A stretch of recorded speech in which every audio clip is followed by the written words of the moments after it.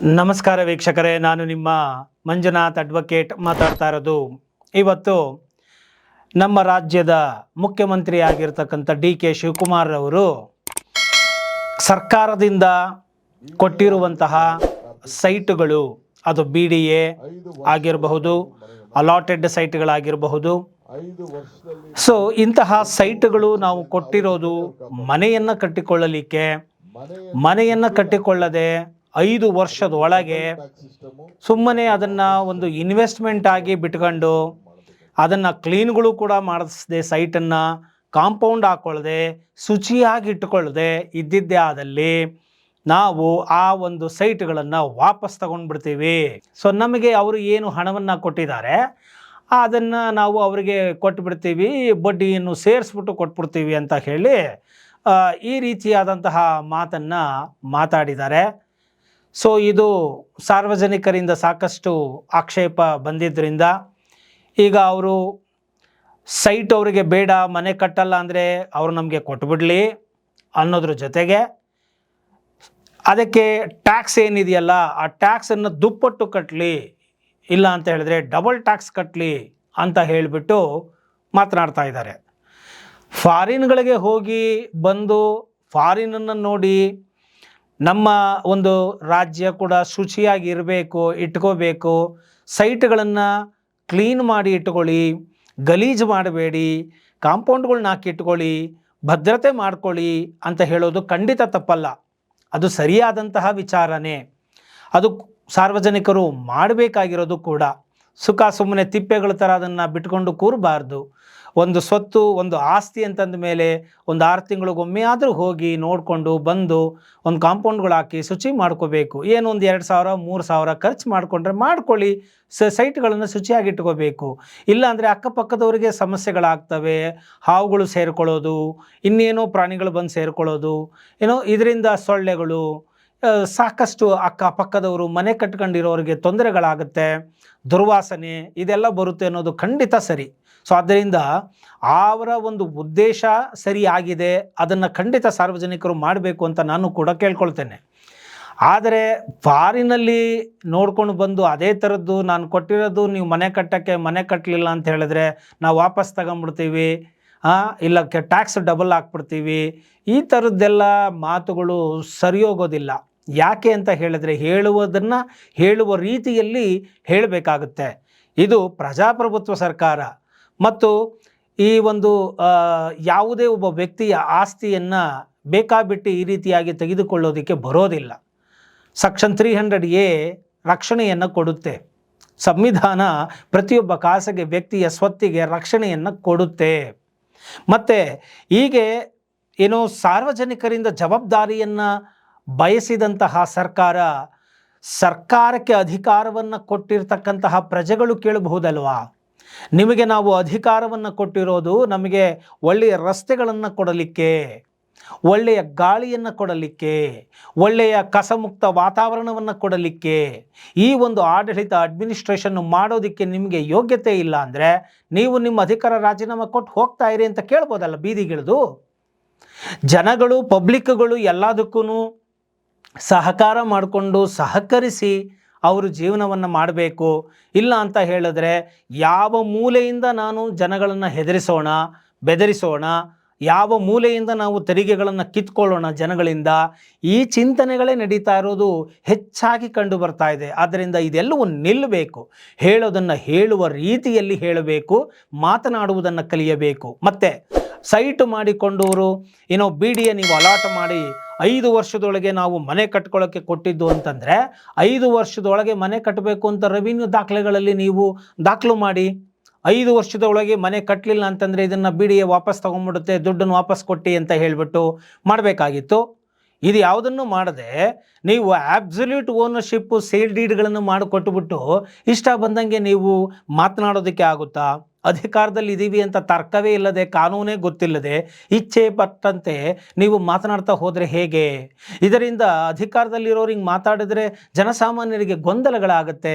ನೂರಾರು ಕರೆಗಳು ನಮ್ಗಳು ಬರಕ್ಕೆ ಸ್ಟಾರ್ಟ್ ಆಗುತ್ತೆ ವಕೀಲರಿಗೆ. ಸರ್, ಈ ರೀತಿ ಮಾತಾಡ್ತಾ ಇದ್ದಾರೆ, ಇದಾಗತ್ತಾ, ಹಿಂಗೆ ಮಾಡ್ಬೋದಾ, ಕಾನೂನಲ್ಲಿ ಇದಕ್ಕೆ ಅವಕಾಶ ಇದೆಯಾ ಅಂತ ಹೇಳಿ. ಸೊ ನೀವು ಮಾತಾಡ್ತಕ್ಕಂತಹ ಒಂದು ಮಾತುಗಳಿಂದ ಎಷ್ಟು ಜನಗಳು ತೊಂದರೆ ಅನುಭವಿಸ್ತಾರೆ, ಮತ್ತು ಅವರು ಪ್ಯಾನಿಕ್ ಆಗ್ತಾರೆ, ಗಾಬರಿಗೊಳಗಾಗ್ತಾರೆ ಅನ್ನೋದನ್ನು ತಿಳ್ಕೊಂಡು ಮಾತನಾಡಬೇಕು ಅಂತ ಹೇಳಿ ನಾನು ಕೇಳ್ಕೊಳ್ತೇನೆ. ಹಾಗೂ ಅಬ್ಸಲ್ಯೂಟ್ ಓನರ್ಶಿಪ್ ಬಂದ ಮೇಲೆ ನಾವು ಕೂಡಿಟ್ಟು ಕಷ್ಟಪಟ್ಟು ಬಡವರು ಸೈಟ್ಗಳನ್ನು ತೆಗೆದುಕೊಳ್ಳೋದೇ ಕಷ್ಟ ಆಗ್ತಾ ಇದೆ. ಅಂಥದ್ರಲ್ಲಿ ಸೈಟ್ಗಳನ್ನು ತಗೊಂಡು ನಮಗೆ ಆದಾಗ ನಾವು ಕೂಡಿಟ್ಟು ನಾವು ಮನೆಗಳನ್ನು ಕಟ್ಕೊಳ್ತೇವೆ. ಅದು ನಮ್ಮ ಅಧಿಕಾರ. ನಿಮಗೆ ಟ್ಯಾಕ್ಸ್ಗಳನ್ನು ಕಟ್ತಾ ಇರೋದು ನೀವು ಶುಚಿಗಳು ಮಾಡಿರಿ. ಇಲ್ಲ ಅಂತ ಹೇಳಿದರೆ ನೀವು ವರ್ಷಕ್ಕೆ ಒಮ್ಮೆ ನೀವು ಟ್ಯಾಕ್ಸ್ಗಳನ್ನ ತಗೋತಿರಲ್ಲ, ಅದನ್ನು ಕ್ಲೀನ್ ಮಾಡಿ, ಶುಚಿ ಮಾಡಿ. ಇಲ್ಲ ಅಂದರೆ ಸೈಟ್ಗಳನ್ನು ಕ್ಲೀನ್ ಮಾಡಲಿಲ್ಲ ಅಂತ ಹೇಳಿದರೆ ಅದಕ್ಕೂ ಸೇರಿಸ್ಬಿಟ್ಟು 1,000 2,000 ಕಲೆಕ್ಟ್ ಮಾಡಿ. ಅದು ಬಿಟ್ಟು ಈ ರೀತಿ ಅಬ್ಬರದ ಮಾತುಗಳು ಯಾಕೆ? ಜನಗಳಿಗೆ ಗೊಂದಲವಾಗುವಂತಹ ಮಾತುಗಳನ್ನು ಯಾಕೆ ಮಾತನಾಡಬೇಕು? ಜನಗಳಿಗೆ ಕನ್ಫ್ಯೂಸ್ ಆಗುವಂಥ ಮಾತುಗಳು ಯಾಕೆ ಮಾತನಾಡಬೇಕು? ಅಬ್ಸಲ್ಯೂಟ್ ಸೇಲ್ ಡೀಡ್ಗಳನ್ನು ಮಾಡಿಕೊಟ್ಟ ಮೇಲೆ ಅವರಿಗೆ ಅದಕ್ಕೆ ಸಂಪೂರ್ಣ ಮಾಲೀಕತ್ವ ಇರುತ್ತೆ. ನನ್ನ ಸೈಟು ನನಗೆ ಬೇಕಾದಾಗ, ನನಗೆ ಹಣ ಸೇರಿದಾಗ, ಸಂಪಾದನೆ ಮಾಡಿದಾಗ, ನನಗೆ ಅನುಕೂಲವಾದಾಗ, ನನಗೆ ಅವಶ್ಯಕತೆ ಬಿದ್ದಾಗ ನಾನು ಮನೆಯನ್ನು ಕಟ್ಕೊಳ್ತೇನೆ. ಇಲ್ಲ ಅಂತ ಹೇಳಿದ್ರೆ ನೀವು ಸರ್ಕಾರ ಡಿಕ್ಲೇರ್ ಮಾಡಿಬಿಡಿ, ಇಷ್ಟು ವರ್ಷದೊಳಗಡೆ ಕಟ್ಟಬೇಕು. ಇಲ್ಲ ಅಂದರೆ ಅದನ್ನು ಮತ್ತೆ ಸರ್ಕ್ಯುಲೇಟ್ ಮಾಡೋಂಗಿಲ್ಲ. ಕಂಡೀಷನ್ ಹಾಕಿ ಕಂಡೀಷನಲ್ ಸೇಲ್ ಡೀಡ್ಗಳನ್ನ ಮಾಡಿಕೊಡಿ. ಕಂಡೀಷನಲ್ ಸೇಲ್ ಡೀಡ್ಗೂ ಅಬ್ಸಲ್ಯೂಟ್ ಸೇಲ್ ಡೀಡ್ಗೂ ವ್ಯತ್ಯಾಸ ಇದೆ ಅಲ್ವಾ? ಕಾನೂನನ್ನು ಅರಿತು ಮಾತನಾಡಬೇಕಲ್ವ ಅಧಿಕಾರದಲ್ಲಿ ಇದ್ದಂಥವರು. ಅಬ್ಸಲ್ಯೂಟ್ ಸೇಲ್ ಡೀಡ್ಗಳನ್ನು ಎಕ್ಸಿಕ್ಯೂಟ್ ಮಾಡಿಕೊಟ್ಬಿಟ್ಟು ನನ್ನ ಸೈಟಲ್ಲಿ ನಾನು ಯಾವಾಗ ಮನೆ ಕಟ್ಟಬೇಕು ಅಂತ ತೀರ್ಮಾನ ಮಾಡಬೇಕಾಗಿರೋದು ನಾನು. ಮನುಷ್ಯರು ಇವತ್ತು ಒಂದು ಸೈಟ್ ತಗೊಳ್ಳೋಕ್ಕೆ 1 ಲಕ್ಷ ಅಲ್ಲ, 2 ಲಕ್ಷ ಸಾಕಾಗುತ್ತೆ, 50 ಲಕ್ಷ, 1 ಕೋಟಿ, 2 ಕೋಟಿ, 3 ಕೋಟಿಗಳನ್ನ ಕೊಟ್ಟು ಸೈಟ್ಗಳನ್ನ ತಗೊಳ್ತಾ ಇದ್ದಾರೆ. ಎಲ್ಲಿ ಮಾತಾಡಿದ್ರು ನೋಡಿದ್ರು 60,000, 70,000, 80,000, 30,000, 50,000 ಸ್ಕ್ವೇರ್ ಫೀಟ್ ರೇಟ್ಗಳು ಈ ರೀತಿಯಾಗಿ ಮಾಡ್ಕೊಂಡು ಕೂತಿದ್ದಾರೆ. ಬನಶಂಕರಿ 6 ಸ್ಟೇಜಲ್ಲಿ ಆಗಲಿ ಏನು ಮಾಡ್ತಾ ಇದ್ದೀರಾ? ಇವತ್ತು ನೀವು ಕಸವನ್ನು ಕ್ಲೀನ್ ಮಾಡ್ಕೊಳ್ಳಿ ಅಂತ ಹೇಳೋ ನೀವು ಬನಶಂಕರಿ 6 ಸ್ಟೇಜಲ್ಲಿ ಕಸದ ಗಾರ್ಬೇಜ್ ಪ್ಲ್ಯಾಂಟನ್ನು ತಗೊಂಬಂದು ಲೇಔಟಲ್ಲಿ ಹಾಕಿಟ್ಟಿದ್ದೀರಾ. ಅದು ಫಾರೆಸ್ಟ್ಗೂ ಅಟ್ಯಾಚ್ ಆಗಿ ಮಾಡಿಟ್ಟಿದ್ದೀರಾ. ಇದು ಯಾವ ಕಾನೂನು ಇದು? ಜನಗಳು ದುರ್ವಾಸನೆಯನ್ನು ಕುಡಿಕೊಂಡು ಅಲ್ಲಿ ಬಿದ್ದಿದ್ದಾರೆ, ಕೇಸ್ಗಳನ್ನು ಹಾಕಿಕೊಂಡು ಒದ್ದಾಡ್ತಾ ಇದ್ದಾರೆ. ಅದರ ಬಗ್ಗೆ ಚಿಂತನೆಗಳಿಲ್ಲ. ಅದನ್ನು ಬಿಟ್ಟು ಇಲ್ಲಿ ನಿಮಗೆ ಯಾವುದು ಬೇಕೋ, ಮೂಗ್ನೇರಿಕೆ ಏನು ಬೇಕೋ, ಎಲ್ಲಿಂದ ವಸೂಲಿ ಮಾಡ್ಬೋದು ಅನ್ಸುತ್ತೋ ಅದ್ರ ಮೇಲೆ ದರ್ಪಗಳನ್ನ ಮಾಡೋದಲ್ಲ. ಸರ್ಕಾರ ಇದು ನಿರಂಕುಶ ಆಡಳಿತ ಇಲ್ಲ. ಇಲ್ಲಿರೋದು ನಾವು ಪ್ರಜೆಗಳ ಸೇವೆಯನ್ನು ಮಾಡ್ತೀನಿ ಅಂತ ನೀವು ವೋಟ್ಗಳನ್ನ ಹಾಕಿಸ್ಕೊಂಡು ಹೋದವರು ಪ್ರಜೆಗಳ ಒಳಿತಿಗಾಗಿ ಚಿಂತನೆಯನ್ನು ಮಾಡಿ ಮಾತನಾಡುವಾಗ ಸಭ್ಯತೆಯಿಂದ, ನಮ್ರತೆಯಿಂದ, ಸಾರ್ವಜನಿಕರಿಗೆ ಅನುಕೂಲವಾಗುವ ರೀತಿಯಲ್ಲಿ ಮಾತನಾಡಬೇಕೇ ಹೊರತು ದಾರ್ಪಿಷ್ಟ್ಯದ ಮಾತುಗಳನ್ನು ಆಡಕೂರದು. ಇದು ಪ್ರಜಾಪ್ರಭುತ್ವ ರಾಷ್ಟ್ರ. ಜನಗಳಿಗೆ ಆತಂಕ ಬರುವ ರೀತಿಯಲ್ಲಿ ಮಾತನಾಡಬಾರದು. ಕ್ಲೀನಾಗಿ ಇಟ್ಕೊಳ್ಳಿ ಅಂತ ಹೇಳಿ ಎಷ್ಟು ಅಡ್ಜಸ್ಟ್ ಮಾಡಿಕೊಂಡು ಹೋಗಬೇಕು ಸರ್ಕಾರನು. ಇವತ್ತು ನೋಡಿ ಸ್ವಾಮಿ, ನಾವಿರೋದೇ ಹೀಗೆ, ಸ್ವಲ್ಪ ಅಡ್ಜಸ್ಟ್ ಮಾಡ್ಕೊಳ್ಳಿ, ನಾವಿರೋದೇ ಹೀಗೆ ಅಂತೇಳಿ ಒಂದು ಅಭಿಯಾನ ಆರಂಭ ಆಗಿತ್ತು ಸುಮಾರು 3-4 ವರ್ಷಗಳ ಹಿಂದೆ. ರಸ್ತೆ ಗುಂಡಿಗಳಿದ್ರು ನಾವು ಕೇಳಲ್ಲ, ಯಾಕೆ ಸ್ವಾಮಿ, ಅಡ್ಜಸ್ಟ್ ಮಾಡ್ಕೊಳ್ಳಿ. ಒಳ್ಳೆ ರೋಡ್ ಬದಿಗಳಲ್ಲಿ ಕಸಗಳು ಬಿದ್ದಿರುತ್ತೆ, ಅಡ್ಜಸ್ಟ್ ಮಾಡ್ಕೊಳ್ಳಿ, ನಾವಿರೋದೇ ಹೀಗೆ. ಎಲ್ಲಿ ನೋಡಿದ್ರು ಭ್ರಷ್ಟಾಚಾರ, ಲಂಚ, ನೋಡಿ ಸ್ವಾಮಿ, ನಾವಿರೋದೇ ಹೀಗೆ, ಅಡ್ಜಸ್ಟ್ ಮಾಡ್ಕೊಳ್ಳಿ. ಎಲ್ಲಿ ನೋಡಿದರೂ ಕೂಡ ಅಲ್ಲೆಲ್ಲ ಭ್ರಷ್ಟಾಚಾರಗಳು, ಅದನ್ನು ಅಡ್ಜಸ್ಟ್ ಮಾಡ್ಕೊಳ್ಳಿ ಅಲ್ವಾ? ಬಡವರು ಎಲ್ಲವನ್ನೂ ಅಡ್ಜಸ್ಟ್ ಮಾಡ್ಕೋಬೇಕು. ಸರ್ಕಾರ ಜವಾಬ್ದಾರಿಗಳನ್ನು ಮರೆತರು, ನೀರುಗಳು ತುಂಬಿ ಹರಿದ್ರು ರಸ್ತೆಗಳ ಮೇಲೆ ನದಿ ಥರ, ನಾವು ಅಡ್ಜಸ್ಟ್ ಮಾಡ್ಕೊಂಡು ಹೋಗಬೇಕು. ಆದರೆ ಒಂಚೂರು ಕಸ ಇದ್ದರೆ ಅದನ್ನು ಕ್ಲೀನ್ ಮಾಡ್ಕೊಳ್ಳಿ ಅಂತ ಹೇಳೋ ಒಂದು ಸಂಯಮ ಇಲ್ಲ.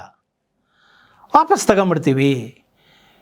ಏನಿದೆ ಮೀಟ್ರ್ ಬಡ್ಡಿ ಲೆಕ್ಕ ಹಾಕ್ಬಿಟ್ಟು ಸೇರಿಸ್ಬಿಟ್ಟು ಕೊಟ್ಬಿಟ್ಟು ವಾಪಸ್ ತಗೊಂಬಿಡ್ತೀವಿ ಅಂತ. ಈಗ ಹಂಗಾರೆ ಬನಶಂಕರಿ 6 ಸ್ಟೇಜಲ್ಲಿ ನಿಮ್ಮದೇ BDAನಲ್ಲಿ ಸೈಟ್ಗಳನ್ನು ನೀವು ಇವತ್ತು ಆಕ್ಷನ್ ಸೈಟ್ಗಳಲ್ಲಿ 6 ಸ್ಟೇಜಲ್ಲಿ 30,000 ತನಕ ಕೂಗಿ ಆಕ್ಷನ್ ಸೈಟ್ಗಳನ್ನು ಕ್ಲೋಸ್ ಮಾಡಿದ್ದೀರಾ. 30,000 ಕೂಗಿದ್ದೀರಾ. ಹಾಗಾದ್ರೆ ಇವಾಗ 30,000 ಇಂಟು 3 ಟೈಮ್ಸನ್ನು ಕೊಟ್ಬಿಟ್ಟು ತಗೊಂಬಿಡಿ ಸೈಟ್ನ. ಆಗತ್ತಾ ನಿಮಗೆ? ಕೋಟಿಗಟ್ಟಲೆ ಆಸ್ತಿಗಳನ್ನ ನೀವು ಸುಖ ಸುಮ್ಮನೆ ಬಂದು ಕಿತ್ಕೊಂಡ್ಬಿಡ್ತೀನಿ ಅಂತ ಹೇಳೋಕ್ಕಾಗತ್ತಾ? ಅರ್ಥವಿರುವ ಮಾತುಗಳನ್ನು ಮಾತನಾಡಿ. ಈ ಮಾತಿನ ಹಿಂದೆ ಮಾತನಾಡಿರುವ ಆಶಯ ತಪ್ಪಲ್ಲ, ಶುಚಿ ಮಾಡ್ಕೊಳ್ಳಿ ಇಟ್ಕೊಳ್ಳಿ ಅನ್ನೋದು ಖಂಡಿತ ಅದು ಸರಿಯಾದದ್ದು. ಆದರೆ ಮಾತನಾಡುವಾಗ ಒಂದು ಹಿತಮಿತ ಇರಲಿ, ಒಂದು ಸಂಯಮ ಇರಲಿ. ಇದು ಪ್ರಜಾಪ್ರಭುತ್ವ ಸರ್ಕಾರ, ನಾವು ಸೇವಕರು, ಪ್ರಜಾಸೇವಕರು, ಅವ್ರಿಗೆ ಅನುಕೂಲ ಆಗೋ ರೀತಿಯಲ್ಲಿ ಮಾಡೋಣ ಅಂತ ಇರಲಿ. ಅದನ್ನು ಬಿಟ್ಟು ನೀವು ಒಂಚೂರು ಕಸ ಇದ್ದರೆ ನಾವು ಪ್ರಾಪರ್ಟಿ ಕಿತ್ಕೊಂಡ್ಬಿಡ್ತೀನಿ ಅಥವಾ ಡಬಲ್ ಟ್ಯಾಕ್ಸ್ ಹಾಕ್ಬಿಟ್ಟು ವಸೂಲಿ ಮಾಡಿಬಿಡ್ತೀನಿ ಅಂತ ನೀವು ಈ ಆ್ಯಂಗಲೆಲ್ಲ ನೀವು ನೋಡ್ತಾ ಹೋಗ್ಬಿಟ್ರೆ, ಹಾಗಾದರೆ ನಾಗರಿಕರು ವೋಟ್ ಹಾಕಿರೋದು ನಮ್ಮ ಕೆಲಸ ಮಾಡೋದಕ್ಕೆ, ನಮ್ಮ ಕೆಲಸ ಮಾಡೋಂಗಿದ್ರೆ ಮಾಡಿ, ಇಲ್ಲ ಅಂತಂದರೆ ಬಿಟ್ಟು ಹೋಗಿ ಅಂತ ನಾವು ಎಲ್ಲ ಬೀದಿಗಿಳಿತೀವಿ. ನಿಮ್ಮ ಅಧಿಕಾರ ಬಿದ್ದೋಗುತ್ತೆ, ಸರ್ಕಾರ ಬಿದ್ದೋಗುತ್ತೆ, ಹೋಗ್ತಾ ಇರಿ, ನಮಗೂ ನಾವ್ಯಾಕೆ ಅಡ್ಜಸ್ಟ್ ಮಾಡ್ಕೋಬೇಕು ಎಂಬುವಂತಹ ಮನಸ್ಥಿತಿಗೆ ತಂದು ನಿಲ್ಲಿಸಬೇಡಿ. ಇದರಿಂದ ಸಾಕಷ್ಟು ಅಶಾಂತಿ ಉಂಟಾಗುತ್ತೆ, ಗೊಂದಲಗಳು ಉಂಟಾಗುತ್ತೆ. ಜನಗಳಲ್ಲಿ ಇದಕ್ಕೆ ಆಸ್ಪದ ಕೊಡದೆ ಅಧಿಕಾರದಲ್ಲಿರೋರು ಯೋಚನೆ ಮಾಡಿ ಮಾತನಾಡಿ. ಸೈಟು ತಗೊಳ್ಳೋದೇ ಕಷ್ಟಪಟ್ಟು ತೊಗೊಂಡಿರ್ತಾರೆ. ಅಂಥದ್ರಲ್ಲಿ 5 ವರ್ಷದೊಳಗೆ ಮನೆ ಕಟ್ಬಿಡ್ಬೇಕು ಅಂದರೆ 5 ವರ್ಷದೊಳಗಡೆ ಅಷ್ಟು ಸಂಪಾದನೆ ಮಾಡ್ತಾವ್ರ ಜನ. ಉದ್ಯೋಗಗಳೆಲ್ಲ ಕಿತ್ಕೊಂಡು ಹೋಗ್ತಾ ಇದೆ. ಉದ್ಯೋಗಗಳನ್ನ ಕೊಡ್ತಾ ಇದ್ದೀರಾ ನೀವು? ಪಕೋಡ ಬೋಂಡ ಮಾರ್ಬಿಟ್ಟು 5 ವರ್ಷದೊಳಗಡೆ ಮನೆ ಕಟ್ಟೋಕ್ಕಾಗುತ್ತಾ? ಮನೆ ಕಟ್ಕೊಳ್ಳೋಣ ನಮ್ಮ ಕಾಲಕ್ಕೆ ಅಂತೇಳಿ ಕೂಡ ಹಾಕಿ ಸೈಟ್ ತಗೊಂಡಿರ್ತಾರೆ. ನಮ್ಮ ಅನುಕೂಲಕ್ಕೆ ತಕ್ಕ ಹಾಗೆ ಬಂದಾಗ ನಾವು ಮನೆ ಕಟ್ಕೋತೀವಿ. ನೀವು ಯಾಕೆ ಅದನ್ನು ನಿಗದಿ ಮಾಡೋದು 5 ವರ್ಷದೊಳಗಡೆ ಮನೆ ಕಟ್ಟಿ ಅಂತೇಳಿ? ಹಾಗಿದ್ರೆ 5 ವರ್ಷದೊಳಗಡೆ ಅವರು ಮನೆ ಮಾಡಲಿಲ್ಲ ಅಂತ ಹೇಳಿದರೆ ಬೇರೆಯವರಿಗೆ ಅಷ್ಟರೊಳಗೆ ಪರಭಾರೆ ಮಾಡಬಾರ್ದು ಅಂತ ನೀವು ನಿಯಮಗಳನ್ನ ಜಾರಿಗೆ ತೊಗೊಂಬನ್ನಿ. ಬಿಡಿಯ ಸೈಟ್ಗಳನ್ನ ಯಾರು ಗಲಾಟೆ ಆಗಿರುತ್ತೋ ಅವ್ರು ಬೇರೆಯವ್ರಿಗೆ ಮಾರಾಟ ಮಾಡೋಂಗಿಲ್ಲ. ಕಂಡೀಷ್ನಲ್ ಸೇಲ್ ಡೀಡ್ ಮಾಡಿ 5 ವರ್ಷದೊಳಗೆ ಮನೆ ಕಟ್ಟಬೇಕು. ಮನೆ ಕಟ್ಟಲಿಲ್ಲ ಅಂದರೆ ಆಟೋಮೆಟಿಕ್ಕಾಗಿ ಅದನ್ನು ವಶಪಡಿಸ್ಕೊಳ್ಳಿ, ಪರ್ಫಿಟ್ ಮಾಡ್ಕೊಳ್ಳಿ, ಸೈಟ್ನ ವಾಪಸ್ ತಗೊಂಬಿಡಿ. ಈ ಥರ ಕಾನೂನು ಇದೆ ಅಂದರೆ ಯಾರು ಬಿ ಡಿ ಎ ಸೈಟ್ ತಗೊಳ್ಳಲ್ಲ. ಇಂಡಿಯಾದಲ್ಲಿ ಪ್ರಾಪರ್ಟಿ ಅನ್ನೋದು ಒಂದು ಇನ್ವೆಸ್ಟ್ಮೆಂಟು. ಜನಗಳು ಇನ್ವೆಸ್ಟ್ಮೆಂಟ್ ಅಂತಲೂ ಮಾಡಿರ್ತಾರೆ. ದುಡ್ಡಿರೋರು ಚಿನ್ನದಲ್ಲಿ, ಭೂಮಿನಲ್ಲಿ, ಶೇರ್ಗಳಲ್ಲಿ ಇನ್ವೆಸ್ಟ್ಮೆಂಟ್ ಮಾಡ್ತಾರೆ. ನಮಗೆ ಬೇಕಾದಾಗ ನಾವು ಕಟ್ತೀವಿ, ಇಲ್ಲಾಂದರೆ ನಮ್ಗೆ ಇನ್ವೆಸ್ಟ್ಮೆಂಟು ಬೇಕಾದಾಗ ಡಿಮ್ಯಾಂಡ್ ಬಂದಾಗ ನಾವು ಅದನ್ನು ಸೇಲ್ ಮಾಡ್ತೀವಿ. ಅದನ್ನು ಕೇಳೋದಕ್ಕೆ ಸರ್ಕಾರಕ್ಕೆ ಏನು ಅಧಿಕಾರ ಇದೆ? ಅಬ್ಸಲ್ಯೂಟ್ ಸೇಲ್ ಡೀಡ್ ಮಾಡಿಕೊಟ್ಟ ಮೇಲೆ ಯಾಕೆ ಈ ರೀತಿಯಾಗಿ ಕಾನೂನು ಬಾಹಿರವಾದಂಥ ಮಾತುಗಳನ್ನ ಮಾತನಾಡಬೇಕು, ಜನಗಳಿಗೆ ಗೊಂದಲ ಉಂಟು ಮಾಡಬೇಕು? ಆದ್ದರಿಂದ ಇಂತಹ ಅರ್ಧ ಬೆಂದ ಮಾತುಗಳನ್ನು ಮಾತನಾಡಬಾರ್ದು, ತೂಕವಾಗಿ ಮಾತನಾಡಬೇಕು, ಕಾನೂನು ಅರಿತು ತಾರ್ಕಿಕವಾಗಿ ಮಾತನಾಡಬೇಕು ಅಂತ ಹೇಳಿ ನಾನು ಈ ಮೂಲಕ ಕೇಳ್ಕೊಳ್ತೇನೆ. ಮತ್ತು ಸಾರ್ವಜನಿಕರು ಪ್ಯಾನಿಕ್ ಆಗೋಕ್ಕೆ ಹೋಗಬೇಡಿ. ಸುಮ್ಮನೆ ನಿಮ್ಮ ಅಧಿಕಾರಗಳನ್ನು ಕಿತ್ಕೊಳ್ಳೋದಕ್ಕೆ ಆಗೋದಿಲ್ಲ. ಸರ್ಕಾರ ಕೇಳ್ದವ್ರಿಗೆ ಇವತ್ತೊಂದು ಬಿ ಡಿ ಎ ಸೈಟು ಅಂತಂದರೆ ಒಂದು ಸೈಟ್ 5 ಸತಿ ರಿಜಿಸ್ಟರ್ ಆಗೋದ್ರೆ ಸ್ಟ್ಯಾಂಪ್ ಹೊಡಿತಾರೆ, ದುಡ್ಡು ತಗೊಂತಾರೆ, ಸ್ಟ್ಯಾಂಪ್ ಹೊಡಿತಾರೆ, ದುಡ್ಡು ತಗೋತಾರೆ. 1 ಕೋಟಿ ಒಂದು ಸೈಟ್ ಇತ್ತು ಅಂತ ಹೇಳಿದ್ರೆ 7 ಲಕ್ಷ ರೂಪಾಯಿ ತಗೊಳ್ತಾರೆ. 5 ಸತಿ ಟ್ರಾನ್ಸಾಕ್ಷನ್ ಆದರೆ ಆಲ್ರೆಡಿ ಅದಕ್ಕೆ 35 ಲಕ್ಷ ತೊಗೊಂಡ್ಬಿಟ್ಟಿರ್ತಾರೆ. ಆ ಸೈಟಿನ ಬೆಲೆ 35 ಲಕ್ಷ ತಗೊಂಡಿರ್ತಾರೆ. ತಿರ್ಗಿ ಅಲಾಟ್ ಮಾಡಬೇಕಾದಾಗಲೂ ತೊಗೊತಾರೆ. ಈ ರೀತಿಯಾಗಿ ಒಬ್ರಿಗೊಂದು ಕೊಟ್ಟು 5 ವರ್ಷದೊಳಗೆ ಕಟ್ಟಲಿಲ್ಲ ಅಂದರೆ ಪರ್ಫಿಟ್ ನಾನು ಮಾಡ್ಕೊತೀನಿ ಅನ್ನಂದಿದ್ರೆ ಸ್ಟ್ಯಾಂಪ್ ಡ್ಯೂಟಿಗಳು ಬಿದ್ದೋಯ್ತವೆ, ರಿಜಿಸ್ಟ್ರೇಷನ್ಗಳು ಬಿದ್ದೋಗ್ತವೆ, ಎಲ್ಲ ಬಿದ್ದೋಗುತ್ತೆ. ಮಾಡೋದನ್ನ ಸರಿಯಾಗಿ ಮಾಡಿ. ನಿಮ್ಗೆ ಇಷ್ಟ ಬಂದಂಗೆ, ಮೂಡು ಬಂದಂಗೆ, ಯಾರ್ಯಾರೋ ಅಧಿಕಾರಿಗಳಿಗೆ ಬಂದು ಕೂತ್ಕೊಂಡಂಗೆ ಅವ್ರ ತಲೆ ತಿರುಗ್ದಂಗೆಲ್ಲ ಮಾತುಗಳನ್ನ ಮಾತಾಡಿಕೊಂಡು ಕಾನೂನುಗಳನ್ನ ಮಾಡೋಕ್ಕಾಗಲ್ಲ. ಒಮ್ಮೆ ಕಾನೂನು ಮಾಡಿದ್ರೆ ಅದನ್ನು ಸ್ಟಿಕ್ ಆನ್ ಆಗಬೇಕು, ಅದಕ್ಕೆ ಕಾನೂನುಬದ್ಧವಾಗಿ ಇರಬೇಕಾಗುತ್ತೆ. ಇಲ್ಲ ಅಂತ ಹೇಳಿದ್ರೆ ಇಷ್ಟ ಬಂದಂಗೆಲ್ಲ ಕಾನೂನು ಮಾಡ್ತೀನಿ, ಕಾನೂನನ್ನ ತಿರುಚಿಬಿಡ್ತೀನಿ, ಹೆಂಗೆ ಬೇಕಂದರೆ ನನ್ನ ಅಧಿಕಾರದಲ್ಲಿ ನಾನು ಮಾಡಿಬಿಡ್ತೀನಿ ಅಂತ ಮಾಡೋಕ್ಕಾಗೋದಿಲ್ಲ. ಇಲ್ಲಿ ನ್ಯಾಯಾಲಯ ವ್ಯವಸ್ಥೆ, ಸ್ವತಂತ್ರ ನ್ಯಾಯಾಲಯ ವ್ಯವಸ್ಥೆಗಳಿದ್ದಾವೆ, ಕೋರ್ಟ್ ಸಿಸ್ಟಮ್ ಇದೆ, ಸಂವಿಧಾನ ಇದೆ. ಅದಕ್ಕೆ ಬದ್ಧವಾಗಿ ಮತ್ತು ಪ್ರಜೆಗಳ ಆತ್ಮವಿಶ್ವಾಸವನ್ನು ಹುಟ್ಟಾಕಿ ಅವರ ವಿಶ್ವಾಸಗಳನ್ನು ಪಡೆದು ಈ ಸರ್ಕಾರಗಳು ನಡೆಯಬೇಕಾಗತ್ತೆ. ಇಲ್ಲ ಬರೀ ನಾನು ದಾದಾಗಿರಿ ಮಾಡ್ತೀನಿ ಅಥವಾ ದೌರ್ಜನ್ಯ ಮಾಡ್ತೀನಿ, ಬರೀ ಟ್ಯಾಕ್ಸ್ ಕಲೆಕ್ಟ್ ಮಾಡೋದರಲ್ಲಿ ನಾವು ತಲ್ಲೀನರಾಗ್ತೇವೆ, ಸರ್ವೀಸ್ಗಳನ್ನು, ಸೇವೆಗಳನ್ನು ನಾವು ಕೊಡೋದಿಲ್ಲ ಅಂತ ಹೇಳಿದ್ರೆ ಜನನೂ ಅಡ್ಜಸ್ಟ್ ಮಾಡ್ಕೊಳ್ಳಲ್ಲ, ಬೀದಿಗಿಳಿಬೇಕಾಗತ್ತೆ.